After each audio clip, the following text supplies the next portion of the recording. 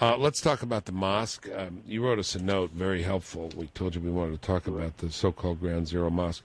But just on this, start first. You say one final point. Many Arab and Muslim commentators in their own homelands and in Arabic have spoken out bravely against the mosque, about the mosque. I saw the piece in the Ottawa paper, but is there a lot of comment against the building of the mosque outside of the United States? Well, to be honest with you, Bill, in preparation for this discussion, I've spent quite a bit of time scanning what the Arabs have been saying about the mosque. And there is an Arab electronic daily called ILAF. It's the most prominent liberal forum in the Arab world. They took a public opinion poll that would really surprise our listeners this morning. 57% of Arabs, these are 57% of people surveyed by this liberal electronic magazine daily in the Arab world, 57% oppose the building of this ground. Really? Absolutely. And this is the big surprise. Wow. Tell us why. Why? Well, I think there is the story of Islam in the Arab world and the story of Islam in America and Europe, and what the radicals call Bilad al-Kufr, the lands of unbelief. They're on two different trajectories. Arabs and Muslims saw the coming of religion, radical religion, and saw it wreck their world in Saudi Arabia, in Egypt, and elsewhere, and they really wish to cap the volcano. And Arabs in America and Europe are in the middle of this exuberant activism. So 57% of Arabs surveyed said there is no need for this mosque. It's provocative. It's provocative to Americans. It's an affront to American sensibility. And there is such huge commentaries in the Arab and Muslim world we don't pay attention to because we don't know the language, we don't track it. I'll give you one important indicator of things in the Arab world. King Abdullah of Saudi Arabia, a very interesting man, just issued a royal decree which says that the rendering of fatwas, the rendering of legal opinions, can't be left to everybody. That the issuing of fatwa is a very fundamentally important and possibly dangerous thing, and it has to be controlled. So in the Arab world itself, people really wish to order their life in a sane and intelligent way, and they really, as I said, they want to cap this volcano. While you have men like Imam Abdul Rauf in New York City, he lives in a different world. He lives in a world where activism is what defines public life. So many Arabs don't want this mosque and see it as a challenge to American sensibility. Wow. It would be hard, Fouad Ajami, to call 57% of the Arab world Islamophobic, wouldn't it? Exactly. They understand. They understand. Again, there was a picture, which, again, a picture can tell 1,000 words, of Arabs and Muslims praying in the Pentagon. These are employees of the Pentagon who took time out to pray on the grounds of the Pentagon. Arabs see this. They understand. You know, we keep saying that, and Mayor Bloomberg, for one, would say, this is a test for American society. I don't believe our society has to be tested. We're a decent and pluralist society. We allow people to come here. They live their life. They worship freely. And I think people who live in Casablanca and Rabat, and who live in Tunis and Cairo and Nablus and Ramallah, they know this. They understand that this great American republic is a decent republic, and that people who went there are lucky to be there. And so this discrepancy between Islam in Islamic land and Islam in the lands of the West is a really great, great riddle, and it's something that hasn't been fully explored. Wonderful, wonderful answer. Thank you for doing your homework. Thank you for checking that out for us, because this is definitely news, and you're gonna hear me saying this about 100 times. Maybe I'll attribute it to your research or not. Don't worry. The cause is everything. The credit's expendable, right? Absolutely. I'll give you, if you allow me, there is something very fundamental about this mosque controversy. Again, looking at Islamic history, the most revered figure in Islamic history, probably next to the Prophet, is one of the four guided caliphs, the successors to the Prophet, and that's the Caliph Umar ibn al-Khattab, under whose command the Muslim armies defeated the Persian Empire, the Byzantine Empire, and conquered Egypt. And the great story about him comes from 638. The man goes, this Khalifa Umar is going to Jerusalem to receive the city from the Patriarch Sophornius. And he comes to Jerusalem, and it's prayer time at one point as the Patriarch is showing him the religious shrines in Jerusalem. It's prayer time, and so Umar said, is there any place I can roll my prayer rug? And this Patriarch, again, he's a defeated Patriarch. He is dealing with the conqueror of the city. He says, you can roll your prayer carpet here in the Church of the Holy Sepulchre. Omar, in a tale which I invite Muslims to reflect upon, he says, no, I will not pray here, because if I pray here, my followers will claim it as a shrine, and you will lose control of this church. He steps outside. So, in fact, for people like Imam Abdul Rauf, for Daisy Khan, for these activists caught up in this mosque, it is really not about the right to have a mosque. It's about prudence. It's about discretion. Yes. It's about respect for the opinion of your fellow Americans. Yes. That's what the story is about.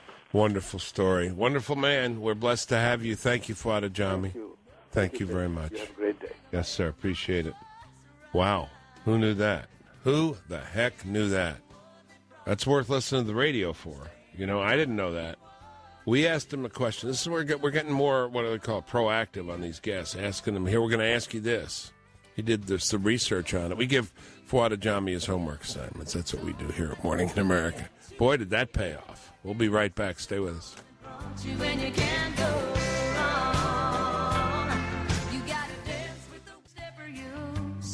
It's Morning in America. One of our favorite people, national resource, Fouad Ajami, director of the Middle East Studies Program at Johns Hopkins University and senior fellow at the Hoover Institution. Good morning, Fouad. Good morning, Bill. Thank you for having me. It's great to hear from you. Great to have you back. So, two things I want to talk to you about. The president's about to give a speech about Iraq.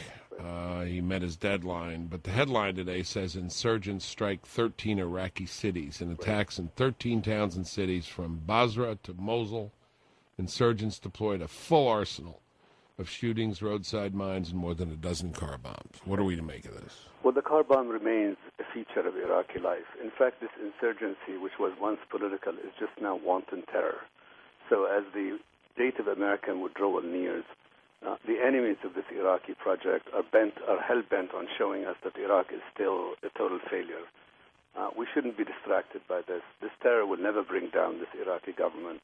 This terror will never persuade the Iraqi people that their democracy is for naught.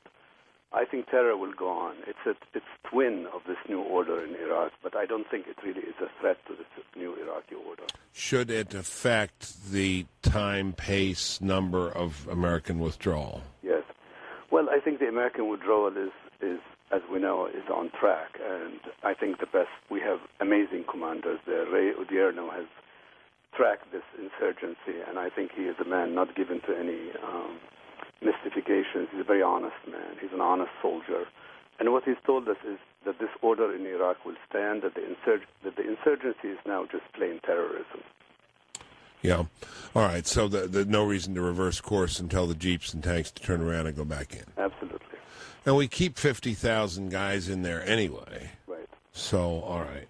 Well, there will always be an American presence in Iraq. We are going to be monitoring Iran from Iraq. We will never say this, but we shall be doing so. We need to also provide the Iraqis with air cover and air support, and we need to train them. When we're talking about the presence of 50,000 American soldiers, that's a very substantial presence.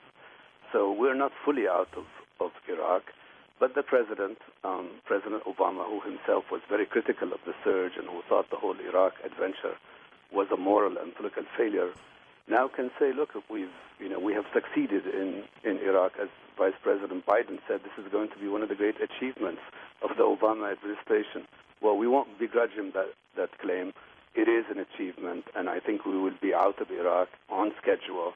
And what remains in Iraq will be what the traffic will bear and what the traffic requires.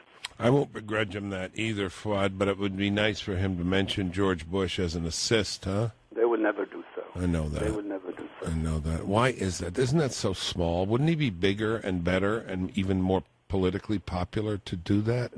Wouldn't Americans admire that? No, but remember, he's a hostage of the so-called progressives in his coalition, the people who funded him, the people who were enthusiastic about him. And I think for them, there is nothing redeemable about the entire Bush experiment. Yeah. Bush supported democracy in the greater Middle East. Bush stood for all the right things.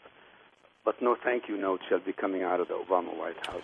Let me ask you something else about Obama. We had this discussion early in the week for a couple of days. Jeffrey Goldberg wrote a piece in Atlantic Right. Israel will bomb Iran before July 11 or in July 11, somewhere in there. Right. We got from that discussion, which I would welcome your comment on that statement, but to several people saying they believe that it's not past Barack Obama to launch a preemptive strike against Iran, that his presidency may depend on it, the Middle East may depend on it, and he might have to step up and do it. Could he do it? Would he do it? Well, I would be immensely surprised. I would come on your show. I would ask for airtime to make an apology to President Obama. I don't think he has it in him, and I don't think he's going to do it.